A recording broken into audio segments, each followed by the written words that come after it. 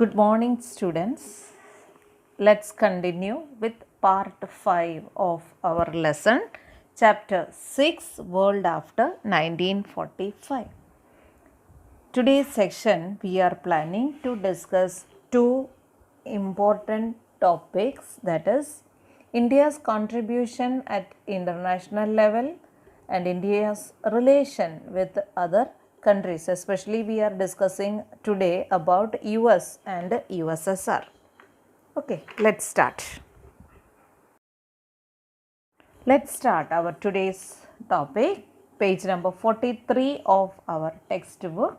First heading, India's contribution at the international level. India has contributed significantly at the international level during its freedom struggle and after its independence. Independence के पहले हमारा freedom struggle के time पे भी हमारा contribution था और after independence then also we have contributed a lot. As you know, India was always against imperialism, colonialism and evils like racial discrimination. We have always supported movements which were opposing against this type of evils, and we were an active member in the formation of United Nations and always involved in all the activities of United Nations. India has played an important role by sending its military to support the United Nations efforts in maintaining international peace and security. Whenever United Nations was in need of help, that time India was ready to help them. India has worked appreciably by sending military troops to countries like Gaza, Cyprus, Congo and Sri Lanka during their conflicts. Whenever there was problem in other countries, that time United Nations was in need of army, and that time India was ready to send its army to that countries. For example, when civil war was happening in Gaza, in Cyprus, Congo and in Sri Lanka, that time India helped United Nations in by sending their army. Always India was actively supporting in maintaining peace in all these places. India has always emphasized on the need of disarmament to achieve world peace and security. In this issue, that is in the issue of disarmament, India has taken leadership in debates of world around and in making useful suggestions. India has expressed the desire of the entire humanity for peace by presenting a proposal for total nuclear disarmament in the United Nations General Assembly. That Indian leaders, the representatives of India, have talked very effectively in the United Nations General Assembly for the total removal of nuclear weapons from the world. To spend the money in the upliftment of poor people in other countries instead of using money in creation of nuclear weapons and military has always been a demand from India in the United Nations. World peace has permanently remained India's primary concern for its foreign policy. India has always remained active and played an important role to achieve an atmosphere of cooperation, trust and understanding among nations. See, in this video, you could see India's favorite leader, Sushma Swaraj, speaking in United Nations General Assembly, discussing India's problem with Pakistan. Now let's start with the next topic, India's relations with other countries. First we will discuss what was India's relation between India and United States of America. Both the countries, that is India and United States, are democratic countries. Even though we are following democracy in India as well as in America, there was a lot of similarities, and at the same time we were having a lot of ups and downs in our relationship. See, first of all, I would like to share one thing. America felt very angry with India in the beginning after independence because we were not ready to join any of the blocs, especially power bloc. And at the same time, India's Prime Minister, first Prime Minister, Jawaharlal Nehru, was the man or the mastermind behind the formation of another group of countries, that is, they made a non-aligned policy and the formation of non-aligned nations. This created a mind of angriness between the leaders of America with the India. There is another reason that amicable between India and US, that that was another, there was many other reasons also. And India was also having our own reason against joining with the US. At the same time, India was against with America in many of their policies because America was favoring Pakistan. They supported Pakistan in the issue of Jammu and Kashmir. And as you know, when while we formed non-alignment movement, before that power blocks and military blocks were there. So that time Pakistan joined America's power bloc and military bloc. At the same time, as you know, we did not join any group. We formed or we adopted the policy of non-alignment movement. Treaties regarding nuclear weapons have become one of the most important points of disagreement between India and the United States. As I told you in the previous section, that America always, that we have seen in the section armament and disarmament. There, see, when America, Soviet Union and Britain, they agreed on maintaining control over nuclear production, experiment and proliferation, and they agreed, they told that we all supposed to sign the partial nuclear test ban treaty. And in such time, that time India was against signing that. So this also created angry with the America, and that also created at the same time a comprehensive test ban treaty. That was also India's stand against the decision of America. This all created unfaithful or a climate which was not suitable for the relations between America and India, or this spoiled our relations. I hope you remember the situation or our prestigious moment when we conducted a nuclear test in Pokhran in the deserts of Rajasthan in the year 1998 that you have seen in the movie.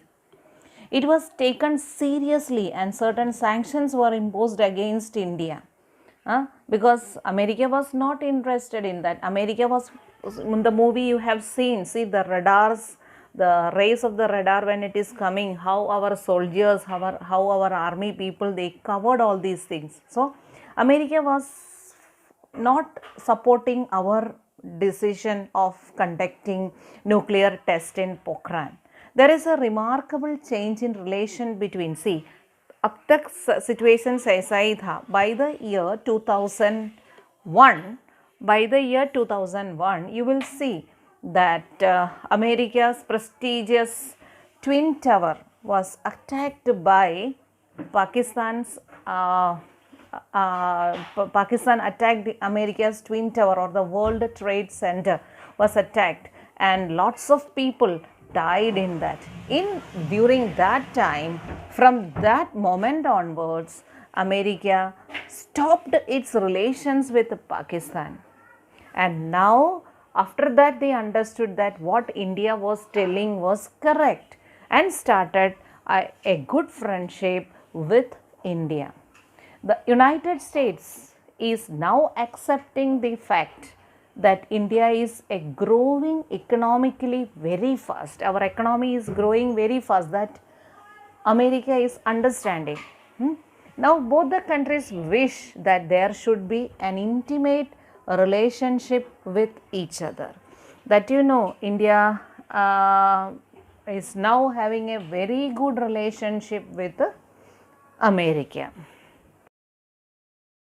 You know this famous picture, you have seen the famous Twin Towers of Trade Center, America's World Trade Center was attacked by the flights, see, on September 11, 2001. Now let's see how was India's relationship, how is India is continuing its relationship with America. In September 2014-15, India's Prime Minister Sri Narendra Modi visited America and even addressed the United Nations. American President Barack Obama was the first American president to be the chief guest of India's 66th Republic Day celebration. In this way, America and India now has a cordial and amicable relation. The issue of terrorism are concerns of the heads of the country. See, aisa soch rahe, don't think like this way that Indian prime ministers or American presidents or American leaders did not all came to India for the first time when Barack Obama became the president. No. See, our relation with America was not so bad. See, in the year 1959, that time the president was Dwight Eisenhower. He visited India. In 1969 also, Richard Nixon, he also came for a very small trip to India. That's for a few hours he visited India. In the year 1978, Jimmy Carter, you know Jimmy Carter? Jimmy Carter, he addressed Indian Parliament, and later, after a long gap, that is 1978 ke baad, in the year 2000, Bill Clinton came for a visit to India. That time our Atal Bihari Vajpayee was the Prime Minister of India. Then 2006, George W. Bush came to visit India. During that time, Dr. Manmohan Singh was the Prime Minister of our country. Then in the year 2010 and in the year 2015, Barack Obama came to India. And in September 2014-15, September in the year 2015, Barack Obama, in his second visit, he was the chief guest in India's 66th Republic Day celebration. And later, that is Donald Trump, he and his wife, they came to India and had a visit. That time, by that time he was the 8th US presidency that he came on February 25, 2020, and he was the first American president who visited Ahmedabad or Gujarat. Okay, so that credit is there with Donald Trump. So, we are sharing a very good relation with America now. See, in this beautiful picture, you could see America's President Barack Obama with India's Prime Minister Narendra Modi waiting to attend the 66th Republic Day celebration, and he was the chief guest. And they are on their the way to start their parade to address the President of India. This beautiful picture you could see in this clip. Now let's move to the next topic. Page number 43, last heading, relation between India and Soviet Union. Soviet Union, Russia, USSR, Union of Soviet Socialist Republic. The Soviet Union has helped India considerably in establishing heavy and key industries. The Soviet Union has taken India's side in the issue of Jammu Kashmir. They also have exercised their veto power in the United Nations Security Council to see that proposal against India pertaining to Jammu Kashmir issue should not pass. In this way, Russia and India have a very good, close, friendly relation. Not only this, Russia helped India a lot. A very big help Russia had given to India. You know, India's key and heavy industries got their support from Russia only. That is in the beginning, very beginning, many we got all type of help from Russia. See, India got many technological knowledge Russia shared with India. Many of our submarines were the contribution of Russia. Our first man to space, Rakesh Sharma, he went to space in the space shuttle of Russia. So, there we shared with Russia. Many places we will see that Russia is helping us not only in military equipments, in industries, in trade, commerce, everywhere Russia was helping India. And the greatest thing we should remember that in Russia has used their veto power in the United Nations Security Council. Whenever there was a proposal coming against India in pertaining to the Jammu Kashmir issue. So, whenever there was a problem coming, that time the final support ke liye Russia was the only country who supported. He used the veto power. So, in this way, in lots of places, Russia helped India. So, in this picture, you will be able to see that India's first Prime Minister, Jawaharlal Nehru's visit to Russia in the year 1955. And later, in the year 1985 May, Rajiv Gandhi also visited Russia, and he was having a very good relation with the Russian President Mikhail Gorbachev. In the year you studied in disintegration of Soviet Union there, that time he was, that time Gorbachev was the Prime Minister. He was a man of liberal policies that we have seen in the previous section. So, there you in the year 1985 Rajiv Gandhi was the Prime Minister, he visited, and in the year 1986 Mikhail Gorbachev visited India. Okay, so we are having a very good relation. India and Russia have shared mutually a beneficial relationship based on trust and friendship, and the diplomatic relations between the two countries started 4 months before India got its independence. So India was having a good relationship with the Russia before our independence. With this, we come to the discussion of today's section. We will continue the remaining section in the next class. Now it's high time to go to our worksheet. Let's start with the worksheet. Please come to page number 45 of our textbook. There, section 1, question 5. Discuss in brief the relation between India and Russia. For that, please come to page number 43, last heading, India's relation with the Soviet Union. Last line, second line you may start.